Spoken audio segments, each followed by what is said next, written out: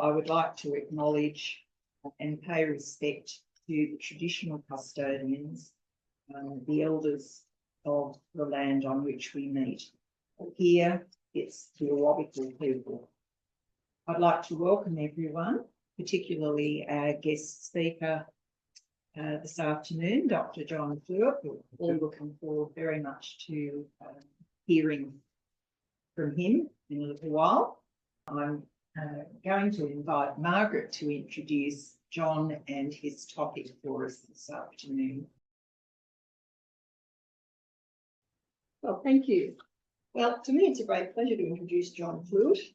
I've known him ever since I moved to Lambton. In fact, I think maybe before we actually took up residence in Lambton, when we were on our earlier visits to Newcastle, but at least 35 years. And I remember at one stage talking to my neighbour on Chilcott Street, asking her about what doctors. She said, "Oh, you know, those nice young doctors down the road," of which, of course, one was John Fluit.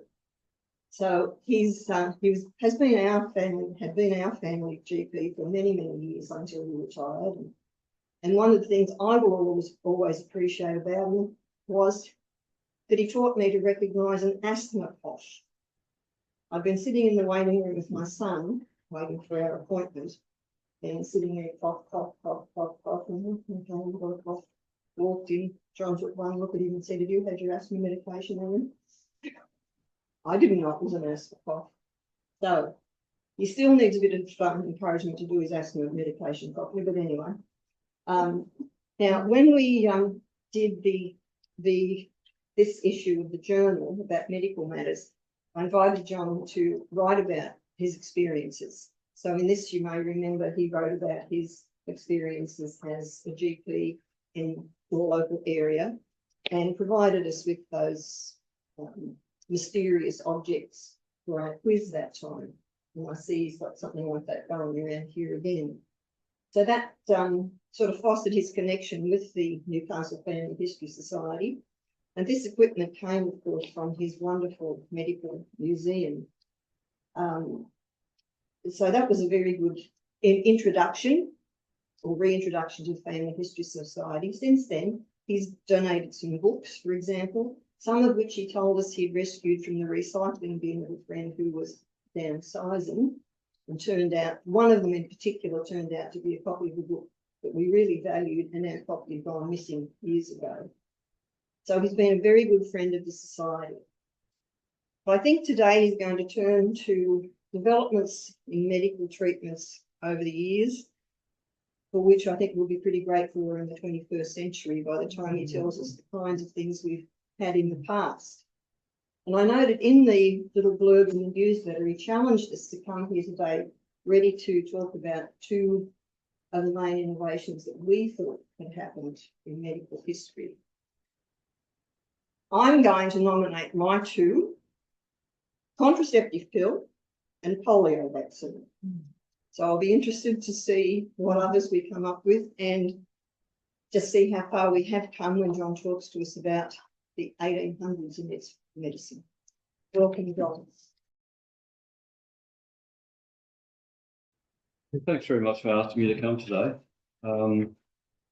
I've, put a lot of effort into the collection over the years, and like you put all that effort in, and you hope that somebody else appreciates what you've done as well.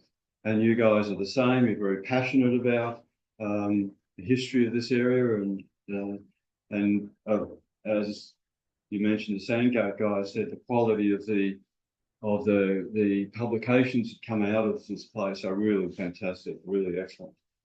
And so obviously you are all passionate about what you do here, and so the quality of your research and the publications is just great. So like you, I'm passionate about medical history, and particularly actually collecting things that you can hold in your hand that illustrate what has happened in the past in history. And I'll be talking about the 18 to 1900 period, which isn't that long ago if you think about it. And my grandparents were born in the 1800s, and my parents only just, well, they'd be would have been 100 years old this year, so not that far from the 1800s either. So some of the things you'll probably know about, other things might be new to you, but as Margaret said, just be thankful we were born in the 20th century, because the 19th was not so great. So so I have the museum just down the road. I think some of you may have come through and had a look there. And that's just above the surgery there.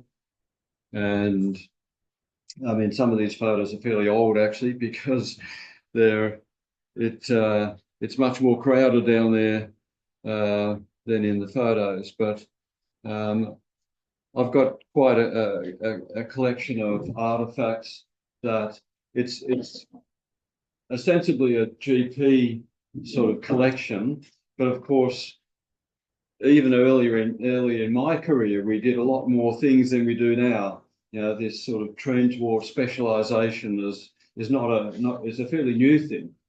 So there's in the collection there, you'll see just in that photo, you see the microscopes in the background there, because a lot of GPs did their own pathology. There's also a section on pharmacy, because a lot of GPs also had their own dispensers on site who would prepare medications, etc. I don't know. You probably know Dr. Harker's old house up on the corner of Howe Street and Moorhead Street. So if you have a look at the front, you'll see the stairs going up, which is where a lot of people sat while they were waiting to go into the surgery. And at the top, of that, on the veranda on the right-hand side, was the consulting room. On the left-hand side was a little room where the dispenser worked, and there was a little window there, and you know, you'd knock on the window and the shutter would come up, and you'd hand over your prescription, and the shutter would slam down, and a little while later your name would be called out, and there was your tablets. Just another little anecdote about Dr. Harker. He worked very quickly. If you were asked to sit down in the consulting room, you knew we were really sick. So now I'll just remind you also, there's a quiz. Now there's a number of medical items up there, and some of them will be referred to. So you've got no excuse if you get those wrong. But there are just some interesting things that also, you know, sort of tell us a bit about life in the last few hundred years. So let's just have a little bit of a think about what life was like in the 1800s. I might just move this attraction a little bit closer to it. So life in the early 1800s particularly was pretty tough. Appallingly high mortality, especially children. And so there's Newcastle Harbour, 1880, Newcastle Hospital, 1866. So Royal Newcastle Hospital, as it came to be known later on, was 1816. So it's 50 years old there. So funerals were a common sight. And in people, I mean, here in Newcastle, we had a hospital at least, but in many places in the country, they were very isolated, very few doctors. Transport was a problem. There's an old general practice or a medical practice of some kind. But in the cities, there were a few laws about food handling, sewage and refuse, which is dumped in the streets, carts clattered around nightly. I'm sure some of you would have lived in a house with the loo out the back, and you'd have heard the night soil collectors coming around. Effluent was dumped into rivers and ponds, which was also the water supply. Typhoid, scarlet fever, diphtheria, influenza ripped through communities. Now, the three leading causes of death in 1880, so well into the 19th century, were all infections. Life expectancy was only in the 40s. Many didn't survive childhood.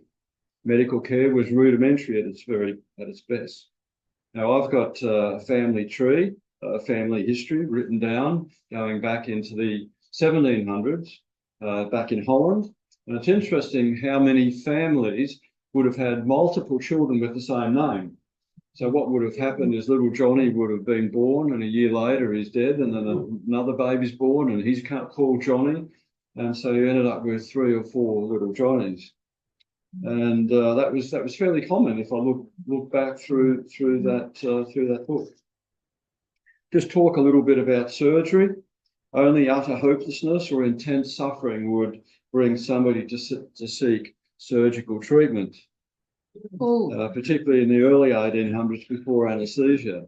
The typical sound accompanying any surgery were the screams of torment of the hapless victim and the grunts of the assistants as they attempted to restrain the victim and avoid having bits cut off their own bodies.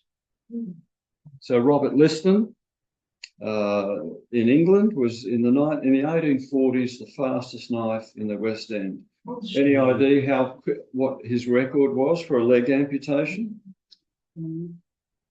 Have a guess. 15 minutes. Less than 10 minutes. Less than 10 minutes? Less than 3 minutes, 2.5 minutes.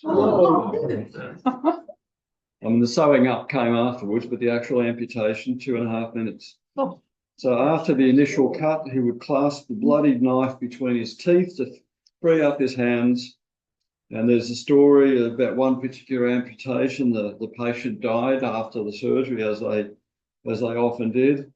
The assistant, who had a couple of fingers amputated in the melee, he died as well from infection. And a spectator who was standing nearby died of fright.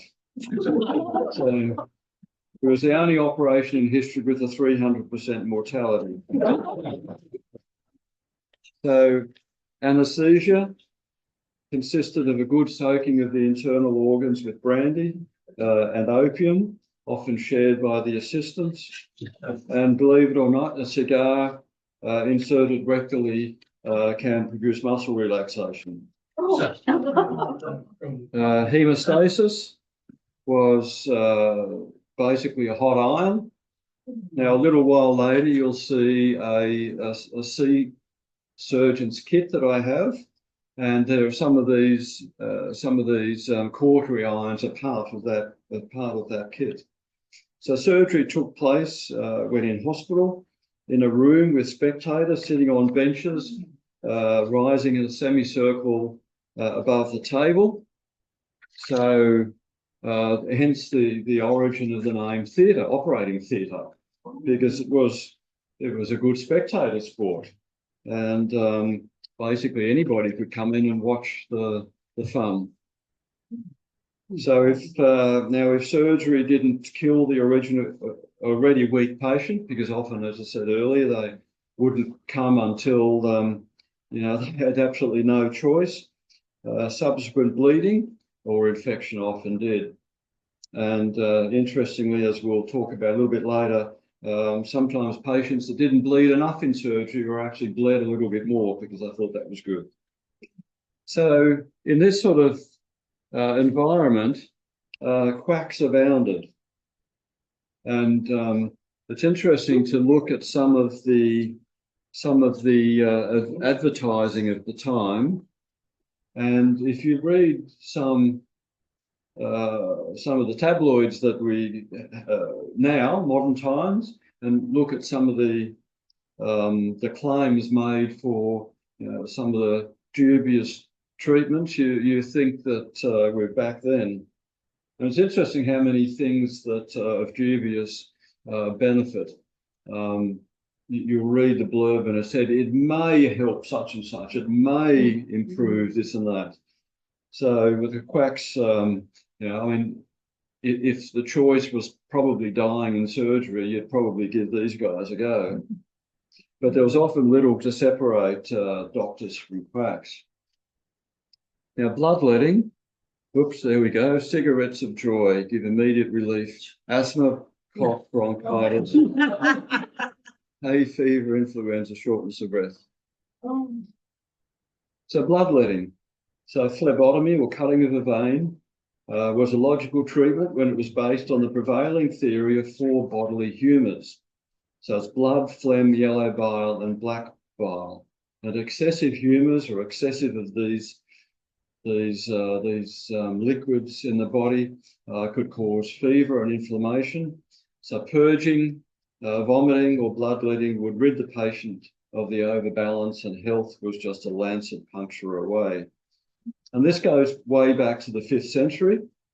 Bloodletting was practiced, and interestingly, there was quite a long period until I think about the mid 1800s when barbers did a lot of the minor surgery, and so the barber's pole has either 2 or 3 colours. If it's red and white, then red refers to the blood. White is, the effect of the tourniquet. If there's blue in there, well, the blue is the venous blood.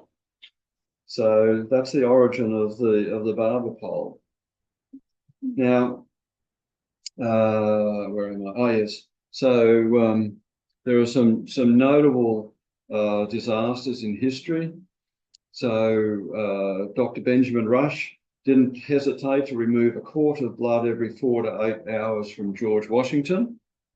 So he went to his reward with only a throat infection, but without most of his blood. Yeah. So amongst other horrific treatments, King Charles II, he also died after significant bleeding by physicians in 1685. And what would happen was, the royal person or the well-known or the rich person would get his own private physician to come along, and he would bleed them a bit and nothing happened. So they'd bleed them a bit more, and then so he was dismissed, and another doctor would come along and he would bleed them a little bit more, and so it went on. So this is an interesting quote from 1812. The more blood extended, the better in wounds of the viscera, provided life is not exhausted. When hemorrhage is stopped. It's good practice to bleed in all case of wounds by musket balls or bayonet, where there's but little loss of blood from the wound. So if you didn't bleed very much from your injury, they'd bleed you a bit more. So it's pretty extreme. So in general, you saw that earlier picture.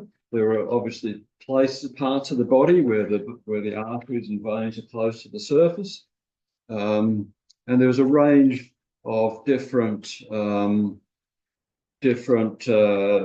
implements. This was probably the simplest, just a little sharp blade, really. So that's a lancet, and then we have this item here, which is called a phleem.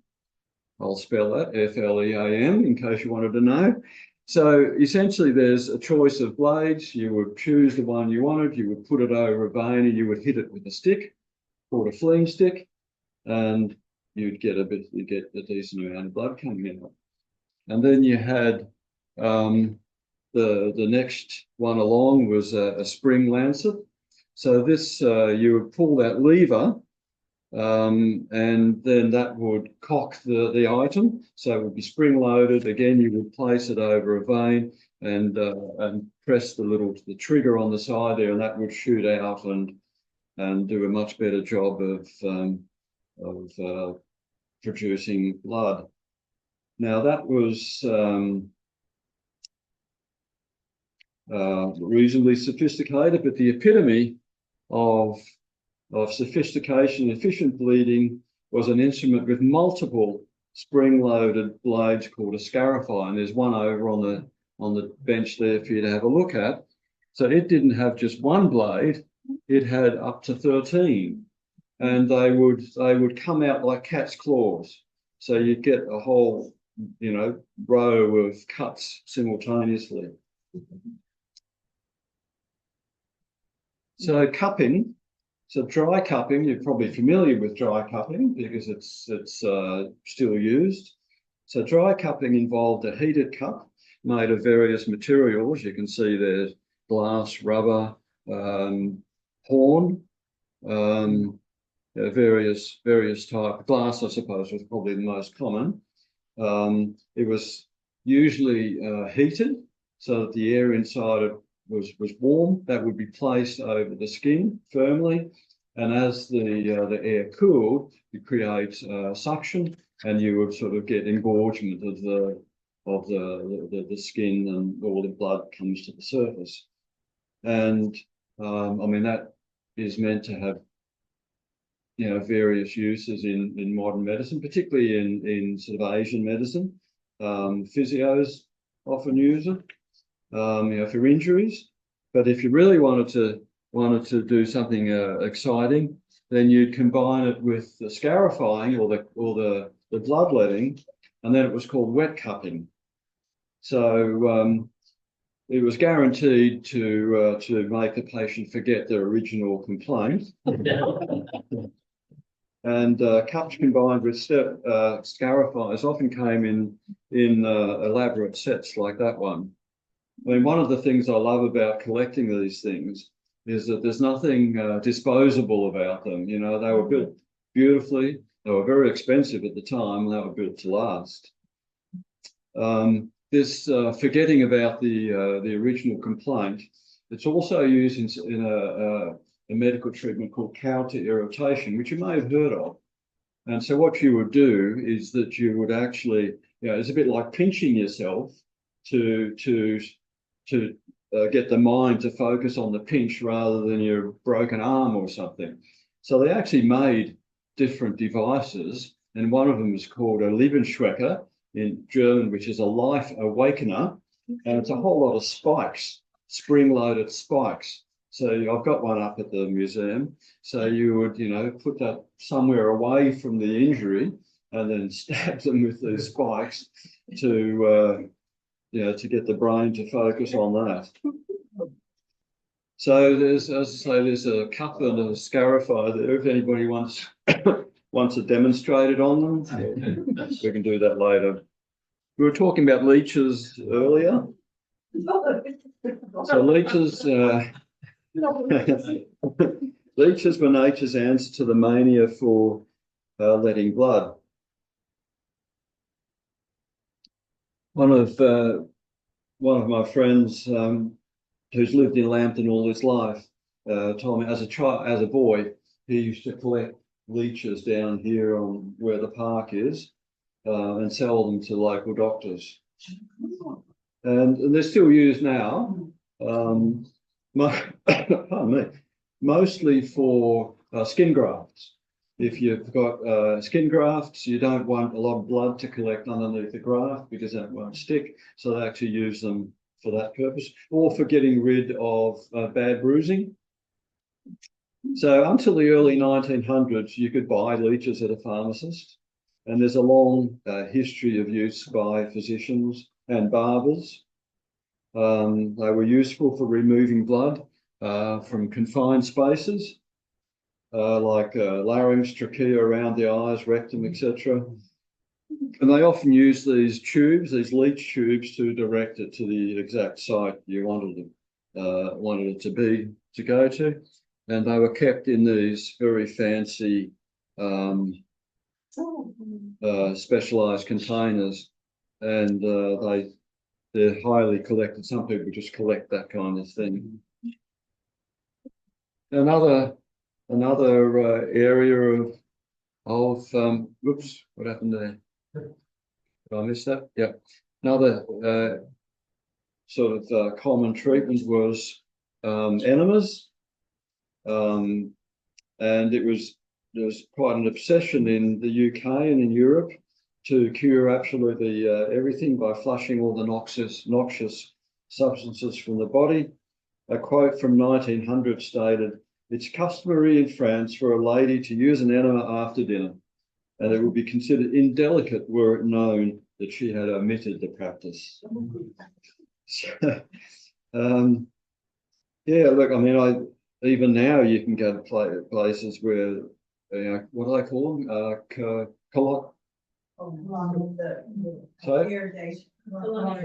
Colonic irrigation, yeah. And they even use coffee and things like that I mean, I prefer to drink the coffee personally.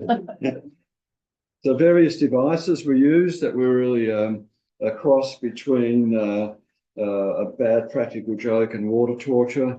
You see those things. I've got some interesting devices in the museum.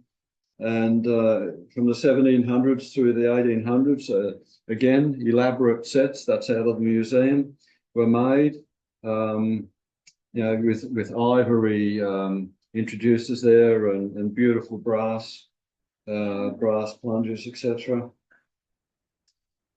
So obviously, you wouldn't go to that trouble if it wasn't a serious, medical treatment at the time. And now here's a question: what did most of us what were most of us given on a Saturday night before bed by mum or dad? Olive oil. Olive oil? Oh, cod liver oil. Cod liver oil. Cod liver oil. Yeah, I was. Yep. I wasn't. Castor oil, cod liver oil. No? Sorry? Yeah, castor oil. My parents actually conned me into thinking cod liver oil was a treat. I still like the taste of it, actually. So castor oil.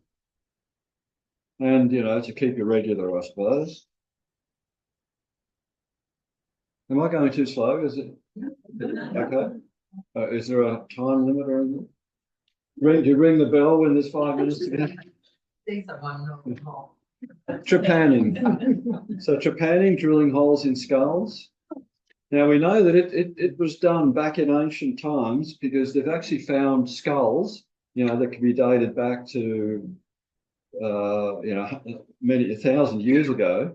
And they've got holes with the round holes with healed edges. So obviously people were doing it way back then. So there's, one of the reasons they did it back then was to let evil spirits out. So there were obviously good reasons to drill holes in skulls, and the common one, of course, is for an injury where you've got a blood clot on the brain, which would otherwise kill you. But all sorts of vague headaches and demon possession and things were also treated the same way. So the 19th century essentially was a time of invention. Various items of great utility were produced, others of dubious value, and even some that were downright dangerous. Now, in 1875, we had the first electric lighting. 1885, electric trains ran in the UK and Germany, and both conventional doctors and quacks got into the act by producing a wide variety of electrical devices. Now, this is where you would have recognised the last one. So it's similar to the modern TENS machine. Now, TENS machine, you have the two electrodes, and it produces a small electric current between the two, and it has value for nerve pain. But in the day, when they were produced, it was meant to cure just about anything. And the one that's on the table there, you'll see I've printed some paperwork that goes with it, and you'll see that the claims were pretty incredible as to what it would cure. The principle being that if moribund people were in need of stimulation, then a sublethal electric shock had them leaping in the air. So why muck around with messy bloodletting? So we had all sorts of different options. We had electric belts, his and her electric belts, and corsets. They would cure nervous depression, brain fag, whatever that is, hysteria, functional irregularities, dyspepsia, kidney disorders, and arthritis. There was electric hair brushes for headache. There were Dr. Scott's electric inner soles, electric stomach pads, his and hers electric belts, with a loop on the front of his belt called the invigorator. We won't, it rhymes a bit with Viagra. I'm not sure if that's how Viagra was named, I don't know. Talking about more deadly things. With the Industrial Revolution of the 1830s, more women went to work. I mean, you notice it was called the Emancipation of Women. I don't know if that's a misnomer, I would have thought. There was an increased need for artificial feeders. And now, before 1845, bacteria had breeding frenzies on the cotton rag, linen, sponge, and pickled cow teats they used on bottles. In 1845, they started producing rubber teats. And now this is an interesting innovation. This is 1855. This lacteal bottle, it was shaped like a breast, and it had two little hooks on the top. So Dad at 3 a.m. could be given the job of feeding bub by slinging it over his shoulder, and yeah, might be popular these days. So in 1860, there was a bottle produced called the Mather bottle, and it had that long rubber tube which then went into the base of the bottle through a glass tube. And the problem was, of course, what would the problem have been? Cleaning it, yeah, sterilising it. So it was nicknamed the death bottle because of the number of babies that died from infection. And it was banned in 1890, but it took another 18 years before Progressive Australia decided to ban it. Now, we talked about quacks before, and so despite, I mean, one of the things that the 1800s were probably most well known for in terms of medicine was diagnosis. You know,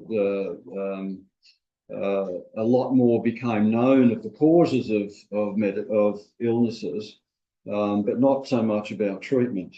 And so people became sick of doctors who arrived way down by the dignity and mystery of an ancient profession and murmured as they took their fees, there's no cure for this disease.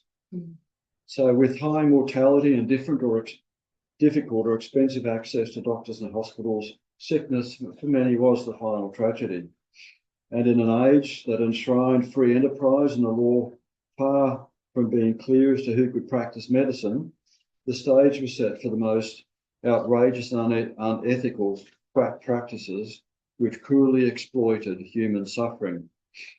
Where there was a demand, somebody would meet it, and quack cures were peddled door to door all over the country.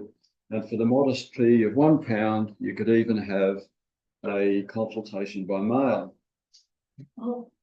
For example, one newspaper in the 1880s had advertisements for 54 medicines, 15 quack cures, 12 abortionists, practitioners with bogus qualifications from bogus establishments made outrageous claims with little regard for the truth.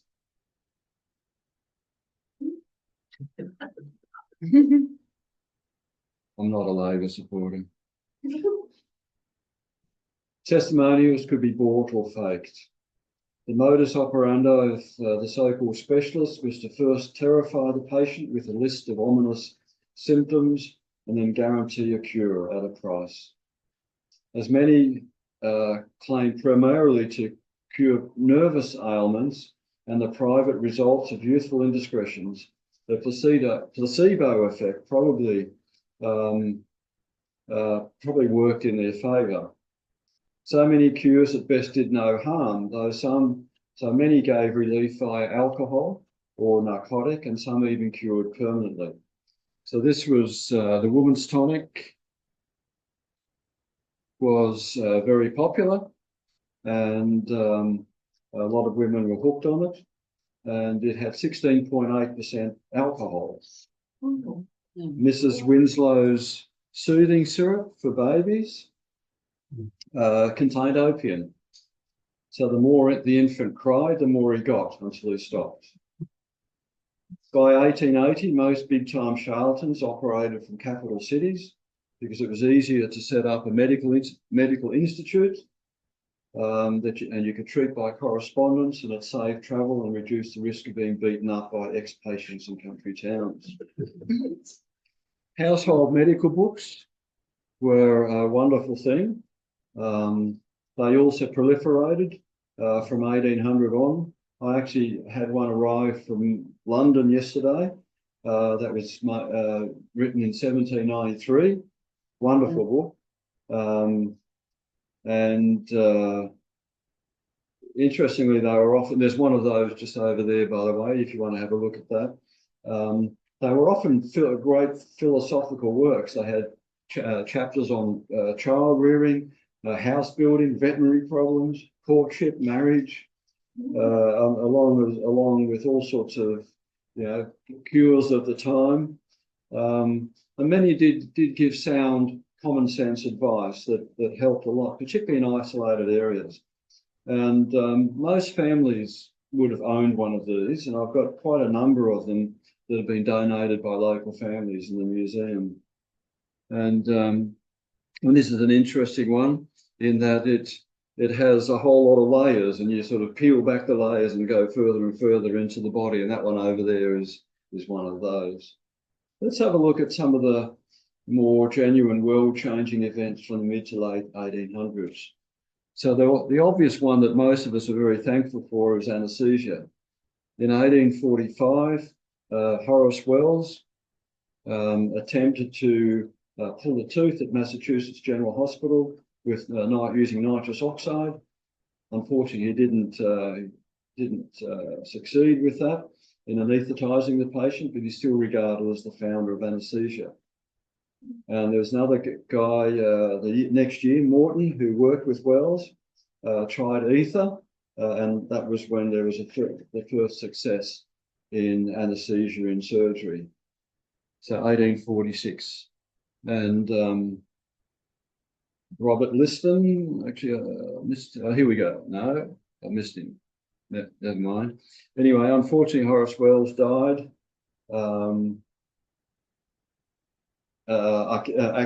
Actually addicted to the narcotic type anaesthesias that he used on himself.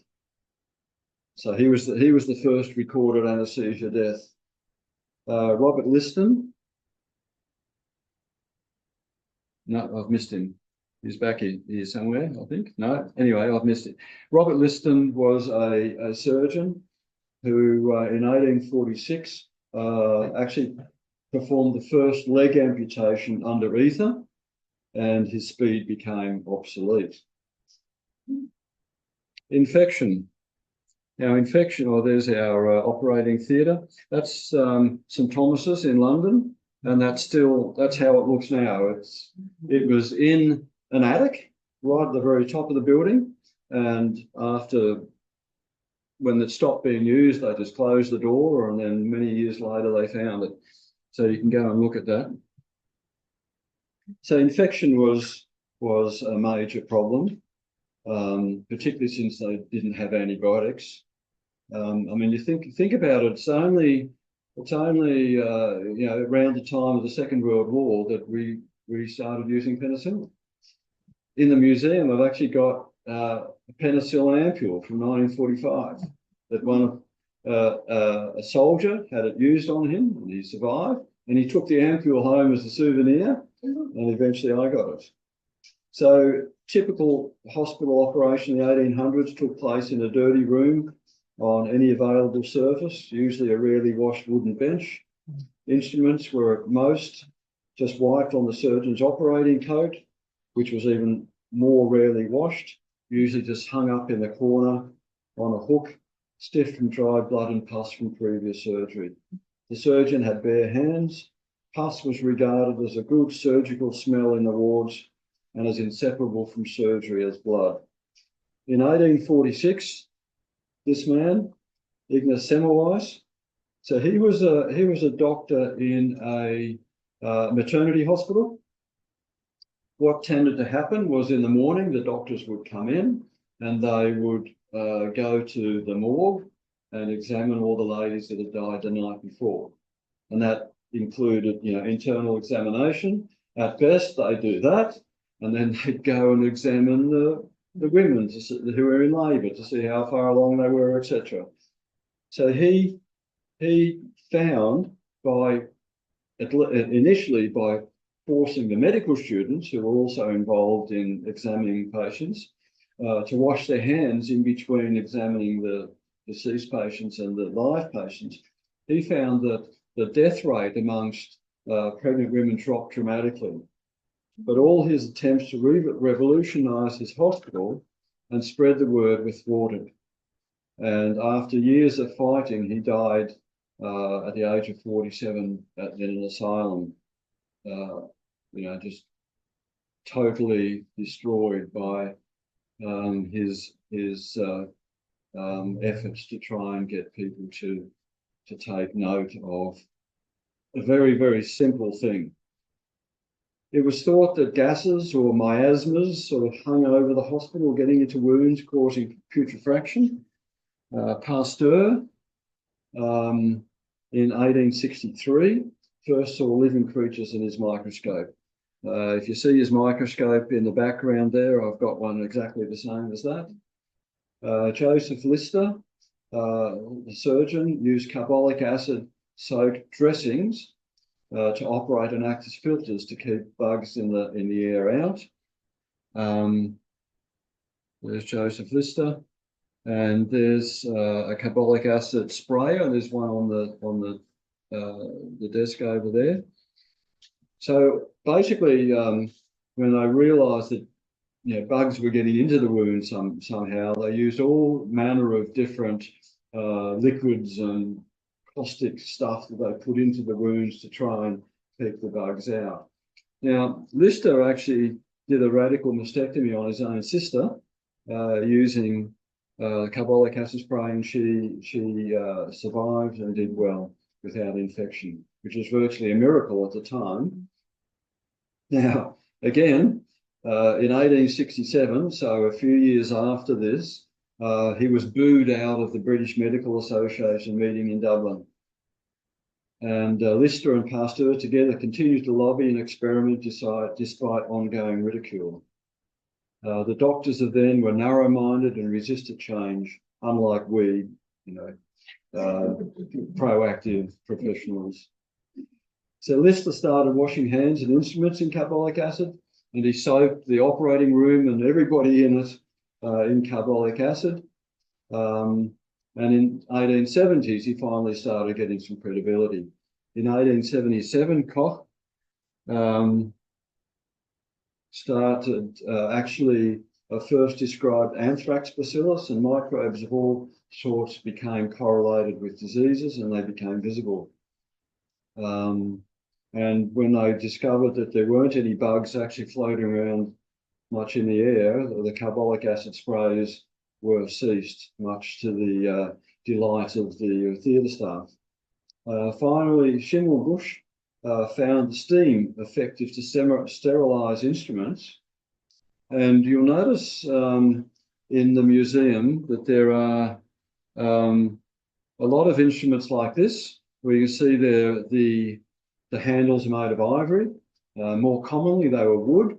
And even more commonly, the wood had like little cross hatchings in it to give you something to hang on to. And of course, they were just perfect for growing bugs. You just couldn't clean, even if you scrubbed them, you couldn't clean them.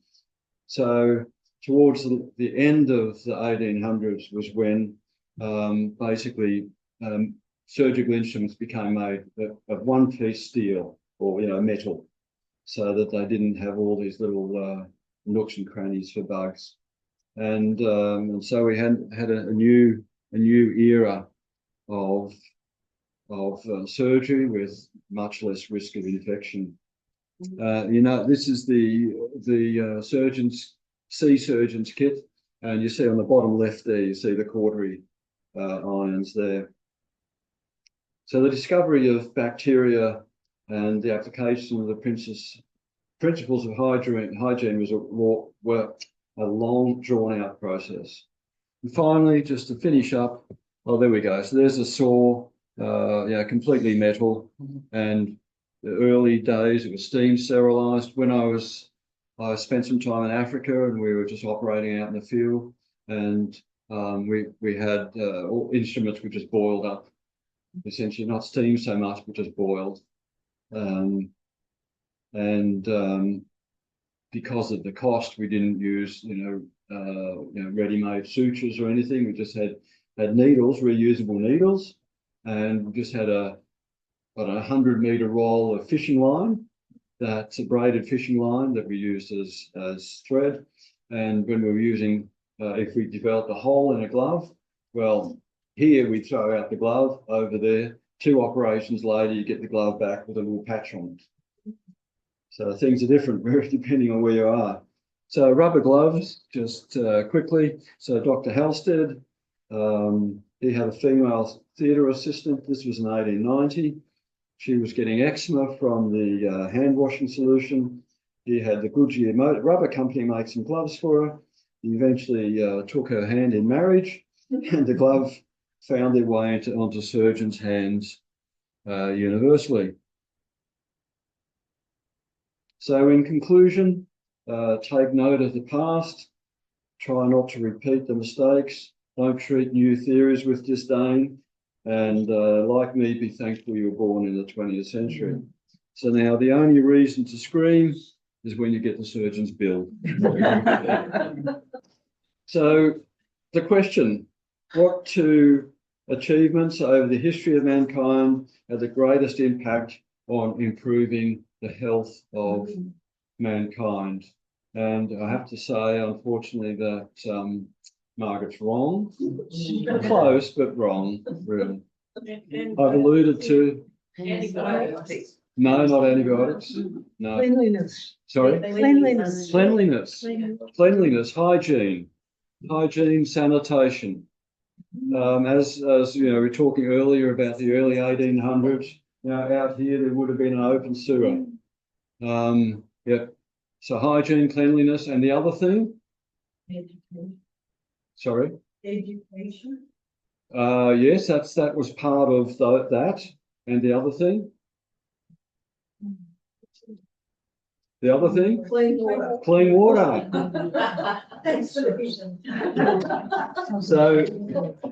So yes, there's been amazing advances in knowledge of medicine, and knowledge of diseases, treatments, all sorts of other things. But in actual fact, and one of the things that is still lacking in a lot of the world is good hygiene and easy access to clean drinking water. So thank you very much for listening. Good. I'm just wondering whether there might be any questions sure. for you. This isn't a question but a comment, but we talking about the books, those medical. Yes. I grew up in a house that had a Pear's Encyclopedia. Yes, I've got a few of those. The same kind of thing, wasn't it? Yes. I vaguely remember Mum looking up medical things. Yeah. It also had a whole lot of philosophical stuff in there as well. The book that I got yesterday, actually, which is something I've been after for a long time, is as a 1793. So there was a Dr. Tissot in France, and there was a big demand for books like that, that gave people good common sense remedies for common things that they would come across. So he wrote that, and it was a sellout in Europe. But also, what happened was in England, it wasn't as readily available, and some local ministers actually, Church of England ministers actually, they also produced a similar little booklet, which they then put together with that book, and that became sort of a bestseller in England. And again, there's a whole lot of philosophical stuff in there as well. But this particular book I've been after for a while, and I finally found one in a bookshop in London. I was really pleased about that. And I just realised that one of the things I liked about Pear's Encyclopedia was the lovely advertisement for Pear's soap. Oh yeah. And so I'm now, after all these years making a connection, a soap company Yes. would be promoting. Yeah. Kind of Hygiene type things. Yeah. What was training like in the 19th century? What was Training? training? Because the university didn't have medical faculty until quite late. In the Yeah. 1800s. Yeah, so it would have been by apprentice. Well, there would have been the same as any profession at the time. Then I imagine it would have been more you would attach yourself to a physician, a doctor who had already probably been trained in the same way, and you would often pay for the privilege, and then you would so you would become an apprentice really to an existing surgeon. So I would imagine it'd be fairly easy to call yourself a doctor in the 19th century. Yeah, well, they Unless wouldn't you have had like exams and that kind of thing, the way we have now, and not all the regulations. I mean, I'm doing very little clinical work now, but I've still got to get my what is it? A couple of hundred points, CPD points every year. I still pay my insurance. I still have to satisfy the medical board that I'm still capable of, even so. The regulation of doctors now is immense compared to what it would have been then. And so, sorry. So these quack guys, set up their fancy institutes, medical institutes. They would have had no training whatsoever, probably. I was just going to say, doesn't Scotland seem to be a leader in medical Yeah. training? Yeah. The first woman doctor in Newcastle went to Scotland. Okay. Yeah. Well, it's interesting. One of the lady doctors in our practice, her daughter went to Ireland recently and did her training in Ireland. Mm.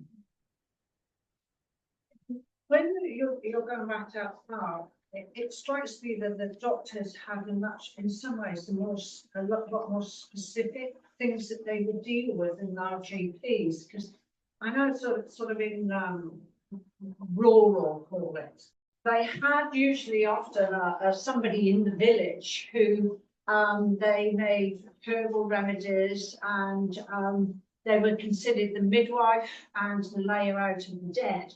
Yeah. Which is all in the medical profession, but not nurse in a hospital. So, and I know that doctors wouldn't go to that kind of thing, as they didn't treat poor people. Yeah. So where did they see their line of who they would treat and what they would treat?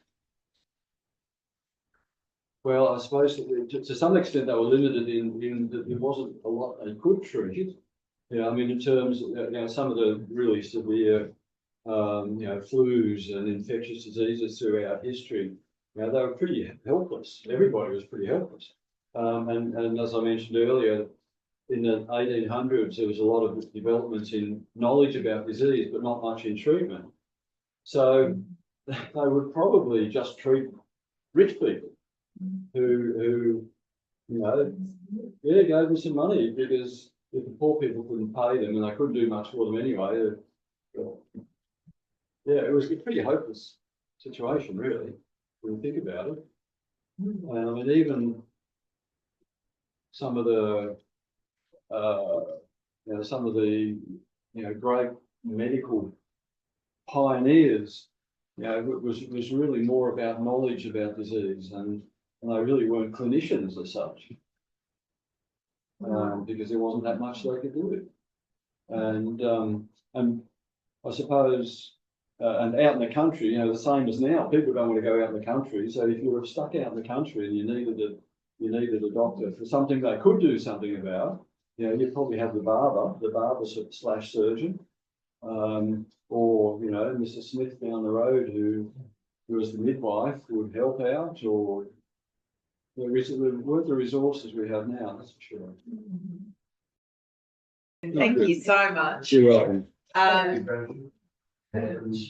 Incredibly entertaining too. Yeah. Thank you. I think by the reaction of most of the people in the room, everybody else found that as well.